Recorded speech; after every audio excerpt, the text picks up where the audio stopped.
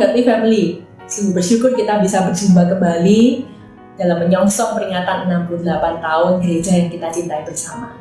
Saya percaya di dalam hati kita ada rasa syukur dan rasa bangga menjadi bagian dari perjalanan panjang pekerjaan Tuhan di tempat ini.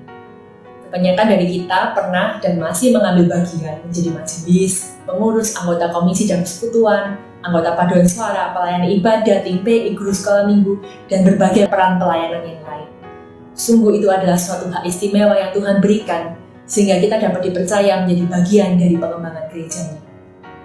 Namun kita perlu mengakui dan menyadari bahwa di dalam 6 bulan terakhir, semua seakan menjadi abu-abu, tak menentu, dan seakan tak tersentuh. Kita semua beribadah lewat layar, tak lagi bisa bertatap muka dan sapa. Kita yang dulunya melayani sekarang hanya duduk di rumah masing-masing dan tidak bisa lagi melakukan rutinitas pelayanan yang biasanya kita lakukan setiap minggu. Semua aktivitas fisik di gereja terhenti karena pandemi. Semua rutinitas pelayanan dan kebanggaan bahwa kita sudah menjadi bagian dari pelayanan sekarang menjadi beku dan mulai tutup. Gedung gereja kosong. Ruangan kelas sekolah minggu, ruangan paduan suara juga kosong. Jadwal latihan, jadwal visitasi, jadwal persekutuan masih juga kosong. Buli-buli pelayanan kita terasa semakin berkurang dan kosong juga. Hati kita juga mulai merasa kosong, tak lagi penuh seperti sebelum pandemi dulu. Rasanya ada yang kurang, ada yang hilang. Makna dan bangga saat masih bisa melayani dan beraktivitas di gereja mulai pupus dan meninggalkan jejak yang perlahan terhapus. Ada yang hilang, meninggalkan kekosongan. Bapak Ibu Saudara sekalian, Paulus pernah berada dalam karantina yang serupa, yang membuatnya tidak lagi bebas memberitakan Injil. Saat itu dia sedang menjadi tahanan rumah di Roma, dan tidak leluasa bepergian mengabarkan Injil seperti biasanya. Namun dalam keterbatasan, Paulus tak merasa kosong. Sekalipun pelayanannya dibatasi tembok rumah tahanan dan prajurit yang menjaga, ia menuliskan sebuah pernyataan dan kesaksian akan sesuatu yang memenuhi dirinya dan membuatnya tidak merasa kosong. Paulus menulis dalam Filipi 3 ayat 7-9 demikian. Tetapi apa yang dahulu merupakan keuntungan bagiku, sekarang kuanggap rugi karena Kristus. Malahan segala sesuatu kuanggap rugi, karena pengenalan akan Kristus Yesus Tuhanku lebih mulia daripada semuanya.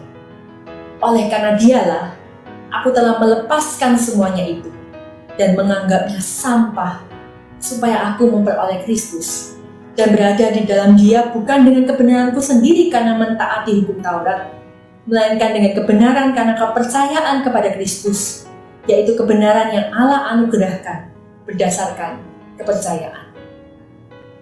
Ayat yang baru kita baca dan dengarkan adalah bagian dari penjelasan Paulus tentang jati dirinya. Paulus orang Israel Tulen, orang Ibrani dari suku Benyamin. Sejak bayi ia dibesarkan menurut hukum Taurat. Segala persyaratan dan peraturan Taurat dijalaninya. Dan ketika ia dewasa, ia tergabung sebagai orang Farisi yang terkenal menjalani hukum Taurat dengan ketat dan mengejar hidup yang tidak bercacat. Kalau diterjemahkan dalam bingkai kisah GKKA, kira-kira Paulus itu dilahirkan dalam keluarga yang turun-temurun ada dan aktif di GKKA bahkan sejak mula-mula. Sejak lahir ikut penyerahan anak, ikut sekolah minggu di GKKA, jadi murid teladan pula, jadi ketua remaja, jadi ketua pemuda, aktif ikut persekutuan doa dan persekutuan wilayah, aktif melayani di paduan suara, jadi WL, bahkan jadi diaken. Menikah di GKKA, punya anak di GKKA, dan berencana nanti matinya juga dikuburkan di GKKA. Paulus ini orang Israel Tulen, seperti saya dan Anda, bisa membanggakan diri sebagai keluarga lawasnya di GKKA. Tapi berbekal dengan banyak hal luar biasa dan pencapaiannya, Paulus malah mengatakan, aku tidak menggantungkan diri pada semua hal dia itu. Semua kuanggap kerugian. Bukan kerugian yang membuatnya kurang sempurna sedikit, Tapi Paulus menganggap semua identitas kebangsaan, kesukuan, kekeluargaan, dan kesuksesan pribadinya sebagai sampah yang hanya layak dibuang dan ditinggalkan. Mengapa bisa demikian? Karena hati dan hidupnya sudah penuh dengan Kristus. Ketika Paulus berjumpa dengan Kristus, ia telah menemukan hal yang terpenting dan terutama di dalam hidupnya. Ia tidak mungkin lagi bisa hidup tanpa Kristus. Ia bernapas, ia bergerak, bekerja, bahkan berjadi lelah karena Kristus dan bagi Kristus saja. Segala hal istimewa yang Paulus miliki, kebangsaannya, kesukuannya, kehormatan keluarga, dan kehebatannya sebagai seorang Farisi tidak lagi penting. Segala hal-hal baik yang dia terima, yang dia miliki, tidak lagi penting. Paulus rela meninggalkan semua demi Kristus. Paulus rela berhadapan dengan kesulitan, bahkan berada di ambang kematian karena Kristus. Bagi dunia, Paulus mungkin seorang yang bodoh, yang mengosongkan hatinya dari semua kebanggaan dan kehormatan. Ia seorang yang telah membuang hal-hal yang berharga dalam hidupnya begitu saja. Dan ya, hidupnya jadi kosong. Namun bagi Paulus, hidupnya tidak kosong. Hatinya, hidupnya sudah penuh oleh Kristus. Tidak ada lagi tempat bagi hal yang lain. Bapak Ibu Saudara sekalian, melewati pandemi ini, sebagian dari kita mungkin merasa kosong. Saya pribadi merasa kosong bahkan sebelum pandemi ini dimulai. Setelah meninggalkan GKKA dan berganti peran mendukung pelayanan suami dan melayani keluarga setahun yang lalu, saya sering bergumul melewati hari-hari yang tidak seperti biasanya. Dulunya saya melayani di gereja tanpa paduan suara, di depan banyak jemaat. Sekarang tugas saya memandikan anak, mengantar sekolah, masak, dan mengerjakan banyak pekerjaan rumah tangga yang tiada habis. Ruang gerak saya terbatas, lingkup pelayanan saya lebih terbatas lagi. Hari-hari saya seperti aktivitas yang tidak pernah tuntas, dan sepertinya tidak ada hasil yang membekas. Setahun terakhir saya banyak menggumulkan makna hidup dan panggilan diri di hadapan Tuhan. Saat pandemi merapat, situasi makin tidak bersahabat, dan saya hampir tersesat. Saat saya tidak lagi bisa bergantung pada usaha diri sendiri, pada prestasi pribadi, dan bahkan pada hal-hal yang dulunya saya miliki, disitulah Yesus menjumpai saya sekali lagi, dan menyatakan dirinya melalui hal-hal yang tidak pernah saya pikirkan sebelumnya. Seorang pengkhotbah mengatakan, "You don't realize Jesus is all you need until Jesus is all you have." Anda tidak akan pernah menyadari bahwa Yesus adalah satu-satunya yang Anda butuhkan, sampai Yesus adalah satu-satunya yang Anda miliki. Ketika merenungkan bagian firman Tuhan dalam Filipi 3 ayat 7-9 ini, saya seakan ditampar dan tersadar, apakah pelayanan dan pencapaian itu lebih penting daripada mengenal Kristus? Apakah selama ini saya merasa diri saya begitu berharga karena saya sudah melakukan sesuatu? Atau saya berharga karena Kristus sudah melakukan semuanya bagi saya dan bahkan menjadikan saya anak Allah? Saya teringat ada sebuah kisah. Ada seorang bapak yang pulang dinas dari luar kota membawa oleh-oleh untuk anaknya. Sesampai di rumah, bapak ini memanggil sang anak. "Nak, kemari sebentar, papa punya oleh-oleh." Sang anak yang sedang bermain dengan tetangganya datang kepada sang papa. Dengan mata berbinar, dia menerima mainan oleh-oleh dari sang papa. Dan ternyata anak tetangga ini juga mendapat oleh-oleh. Si anak tetangga ini sontak berkata, "Terima kasih Om." "Oh iya, ngomong-ngomong Om, kapan Om dinas keluar kota lagi?" Kemudian mereka bercakap-cakap sejenak dan kemudian si anak tetangga pun pamit pulang. Tinggallah sang ayah dan anaknya. Sang ayah berkata, "Nak, senang nggak dapat oleh-oleh?" Sang anak tersenyum dan menjawab, "Senang sekali Papa. Terima kasih Papa sudah belikan. Tapi lain kali Papa tidak usah pergi lagi ya. Temani saya mainan ini di rumah aja ya Pak."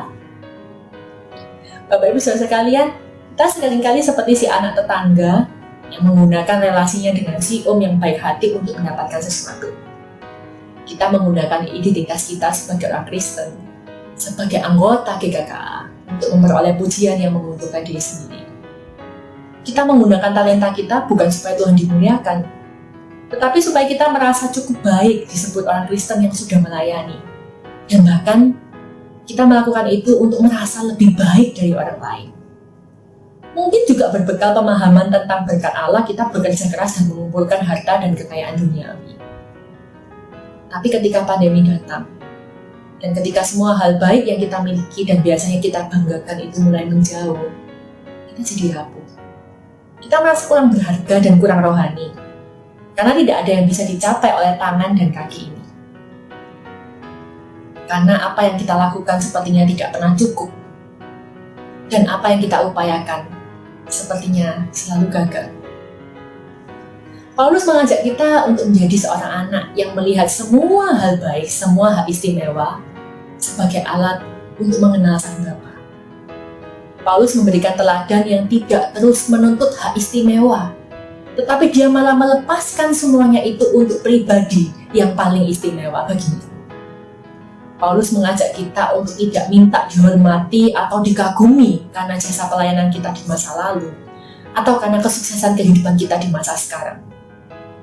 Paulus mengajak kita untuk tidak merasa aman dan nyaman ketika tabungan dan kekayaan kita terjamin. Paulus mengajak kita untuk meletakkan semuanya itu di bawah kaki Yesus dan membiarkan tangan dan hati yang sudah dikosongkan ini dipenuhi dengan Kristus saja. Timothy Keller, seorang pengkhotbah, pernah menuliskan, bila jati diri kita ada di dalam pekerjaan tangan kita dan bukan pada Kristus, keberhasilan akan memenuhi pikiran kita, tetapi kegagalan akan memenuhi hati kita. Ketika kita merayakan ulang tahun gereja dalam masa pandemi ini adalah kesempatan untuk menelik isi hati dan membenahi diri. Apakah hati kita sungguh dipenuhi oleh Kristus?